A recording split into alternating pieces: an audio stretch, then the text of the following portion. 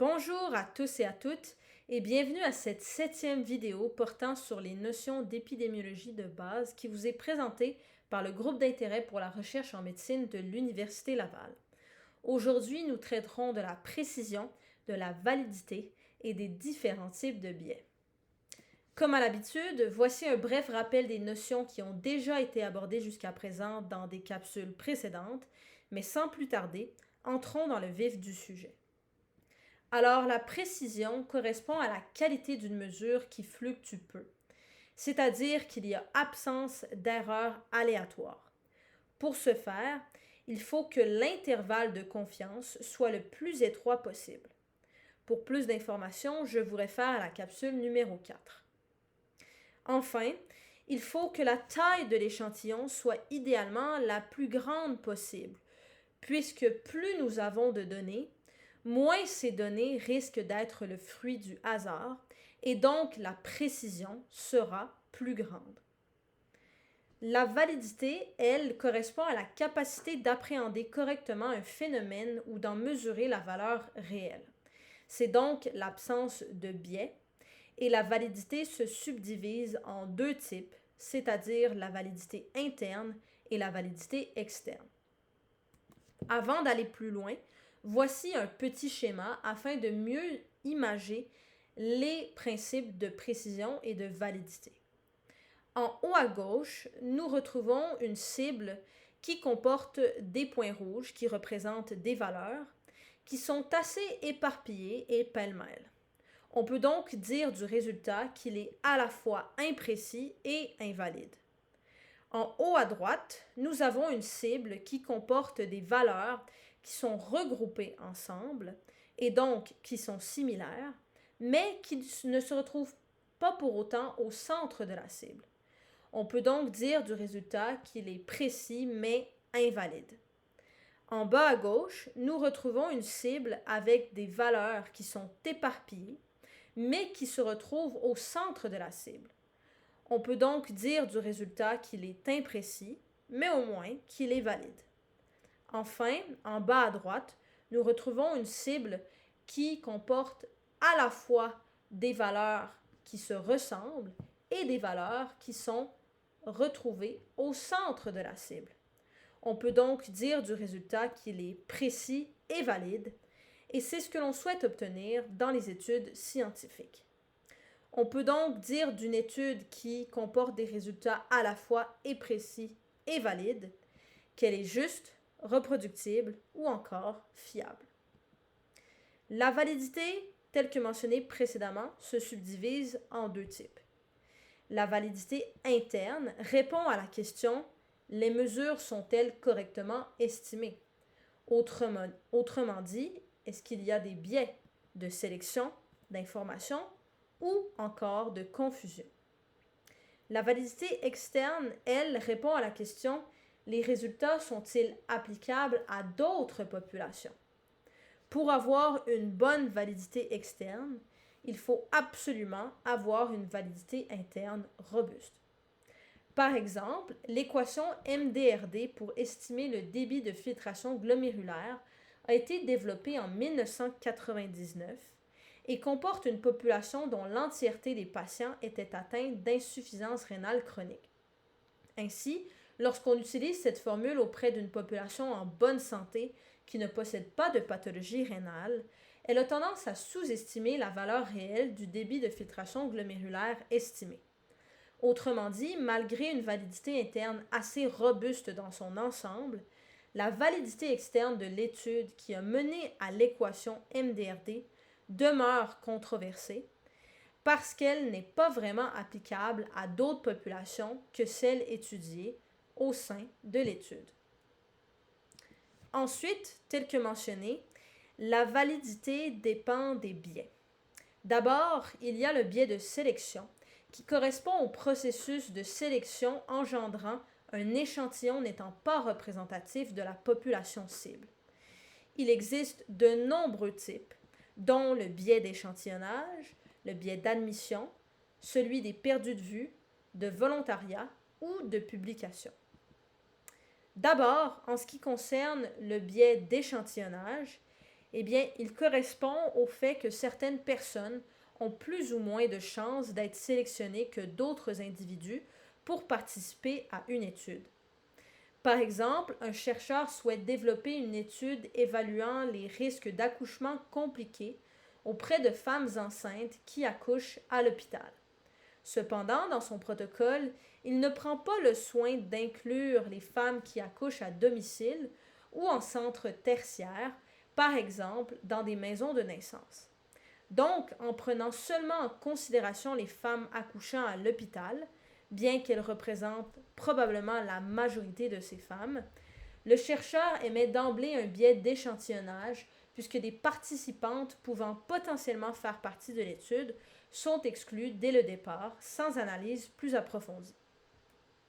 Ensuite, il y a le biais d'admission, qui correspond au fait que les individus faisant partie de l'échantillon sont différents de la population cible.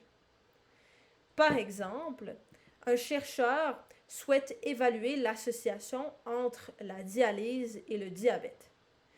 Pour son groupe exposé, il choisit les patients dialysés à l'Hôtel-Dieu de Québec. Et pour son groupe témoin, il choisit les patients hospitalisés en cardiologie au sein du même hôpital. À la fin de l'étude, on obtient un rapport de cote fictif de 0,95, qui signifie, je vous le rappelle, que les patients du groupe exposé, donc les patients dialysés, ont 5% moins de chances d'être atteints du diabète que les patients hospitalisés en cardiologie. Étant donné que le diabète représente de loin la cause la plus fréquente d'insuffisance rénale terminale et de dialyse en Occident, il s'agit d'un résultat plutôt étonnant. Le problème ici, c'est que le diabète augmente également le risque d'être hospitalisé pour une maladie cardiovasculaire. Donc, le résultat obtenu est un indice que le groupe témoin est probablement composé de plus de patients à risque que la population générale. C'est-à-dire que les patients hospitalisés en cardiologie ont probablement beaucoup plus de comorbidités, dont le diabète, et sont probablement beaucoup plus malades que la population générale. Ensuite, il y a le biais des perdus de vue, qui correspond au fait que certains participants dans une étude peuvent la quitter à tout moment. Par exemple, un chercheur s'intéresse à comparer le traitement conventionnel pour la dermatite atopique ou encore l'eczéma au tout nouveau traitement innovateur qu'il vient de développer. Au cours de l'étude, de nombreux participants dans le groupe innovateur développent une xérostomie, c'est-à-dire une sécheresse de la bouche. Ainsi, 10% des participants abandonnent l'étude en cours de route, ce qui représente un nombre non négligeable.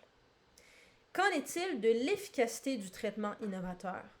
Étant donné que 10% des patients sont des perdus de vue et qu'ils ont quitté l'étude en cours de route, cela signifie que nous sommes aveugles en ce qui concerne 10% de ces patients. Alors, afin de limiter ce type de biais, il serait essentiel de questionner les patients qui ont quitté l'étude, si possible. Ensuite, il y a le biais de volontariat qui correspond au fait que l'échantillon dépend exclusivement de la volonté de certains individus à faire partie de l'étude. Encore une fois, les caractéristiques des personnes volontaires ne sont donc pas nécessairement représentatives de celles de la population générale. Par exemple, on souhaite évaluer l'impact d'un tutorat personnalisé sur les notes obtenues aux examens de mathématiques durant l'année scolaire. Le biais ici est clair. Les personnes plus studieuses sont plus susceptibles de s'inscrire à ce genre d'activité puisqu'elles sont plus conscientes du type d'impact que le tutorat pourrait avoir sur leurs notes. Les personnes qui sont donc d'ores et déjà avantagées d'un point de vue de la réussite scolaire risquent de fausser l'impact réel du tutorat personnalisé sur les notes obtenues durant l'année. Enfin, il y a le biais de publication qui correspond à la tendance de ne publier que des articles appuyant les hypothèses de recherche. Publier un article ayant des résultats négatifs et non statistiquement significatifs n'intéresse personne, ni aucun journal scientifique. Il pourrait donc contribuer à la déformation de la réalité. Par exemple, une compagnie pharmaceutique totalement fictive qui développe un nouveau traitement prometteur pourrait être portée à ne pas divulguer le fruit de sa recherche, advenant des résultats plutôt décevants d'un point de vue de l'efficacité ou des effets indésirables pour ne pas ternir sa réputation. Il s'agit donc d'un biais de publication qui contribue en quelque sorte à la déformation ou à la cachotterie de la réalité.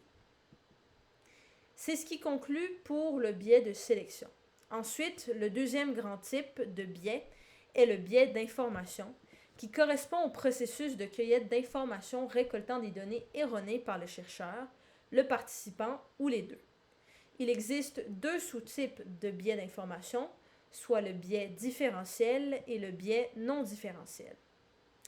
Pour ce qui est du biais d'information différentiel, eh bien, il s'agit d'une erreur de collecte qui affecte différemment les groupes à l'étude, c'est-à-dire le groupe exposé et le groupe témoin dans une étude cas témoin. Par exemple, si on mesurait la glycémie de patients diabétiques à l'aide d'un glucomètre standard et celle de patients non diabétiques à l'aide d'un glucomètre intelligent, il s'agirait d'un biais d'information différentiel, puisque les outils de mesure sont différents. Ainsi, les résultats récoltés pourraient être potentiellement faussés, en sachant que les glucomètres intelligents mesurent la glycémie dans le liquide interstitiel, alors que les glucomètres standards la mesurent directement dans le sang.